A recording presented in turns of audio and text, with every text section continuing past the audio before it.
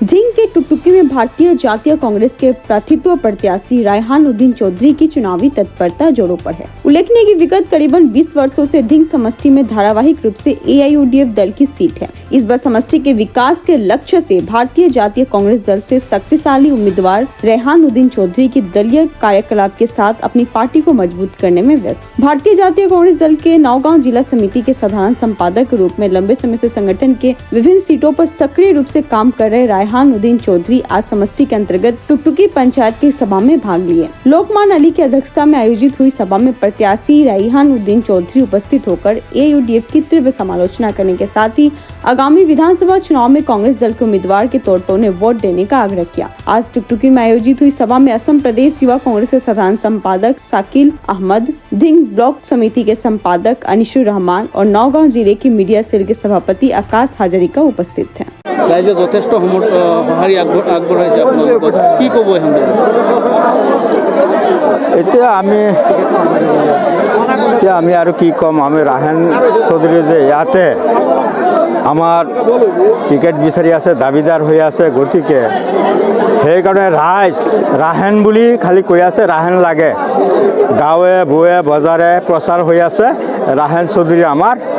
লাগে বুলি কৈ আছে ৰাইজে এইটোই কথা আমি চৌধুৰী বিচাৰি আছোঁ ভোট দিলে আমরা বহুত শান্তি হইব আর আমার কাম হইব বুটও পাইব বুটও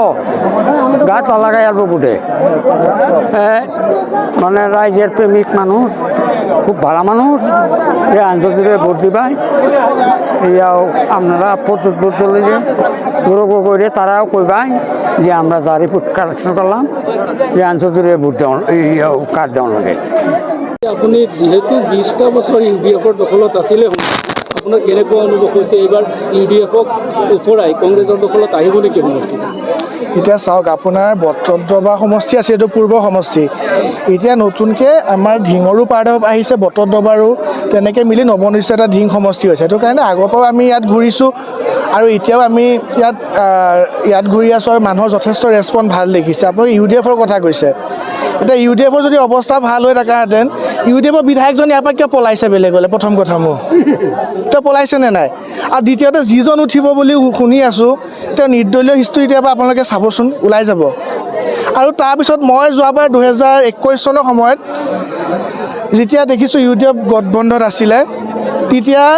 তেওঁলোকৰ নিৰ্দলীয় খেলিছিল তলা আছে চাবি নথকা চিনটোত তেতিয়াহ'লে আপুনি UDFৰ স্থিতি কি ক'ব আজি মই মানে তেখেতসকলক গুৰুত্ব হিচাপে নলওঁ কাৰণ কি তেখেতসকলৰ ভেটি নাই কাৰণে আজি তেওঁলোকৰ বিধায়ক বেলেগলৈ গৈছে নিৰ্দলীয় খেলা 3-4বাৰ মানুহ এজন আজি আকৌ দললৈ আহিছে দলৰ সভাপতি বা কিবা হ'বলৈ হেৰি গৈছে তেনেকুৱা আমাৰ কোনো ইয়াত গুৰুত্ব তেনেকুৱা নাই আমি নিজৰ চেষ্টা কৰি আছোঁ আমি চেষ্টা কৰি আছোঁ যে কেনেকৈ ঢিং সমষ্টিটো আমি অসমৰ ভিতৰত হায়েষ্ট ভোট ৰেকৰ্ড কৰি পেলাই আমি জিকাই পেলাই ঢিং সমষ্টিটো অসমৰ এটা মানচিত্ৰত জিলিকাই আনিব যেনেকৈ ধুবুৰীটো ভাৰতত জিলিকি গৈছে হায়েষ্ট ভোট পায় তেনেকৈ ঢিংটো হায়েষ্ট ভোট পায় কেনেকৈ আমি অসমত জিলিকাব সেইটোৱে আমাৰ চেষ্টা আমাৰ ইয়াত BJP UDF ফলত কাৰো ফাইট নহয় আমি হায়েষ্ট ভোটৰ লগতে হ'ব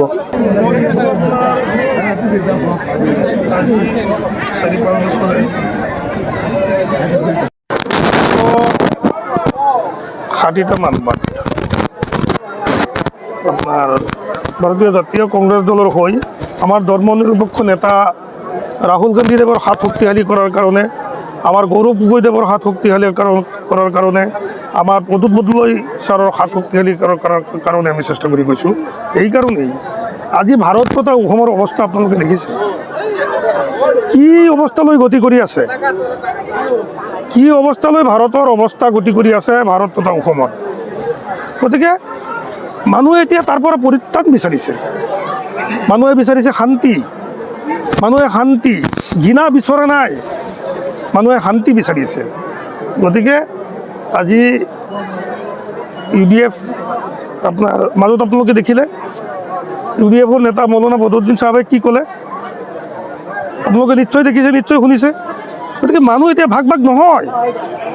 মানুহ কোনো কাৰণত ভাগ নহয় মানুহ একত্ৰিত হৈছে News Export Daily 24 Live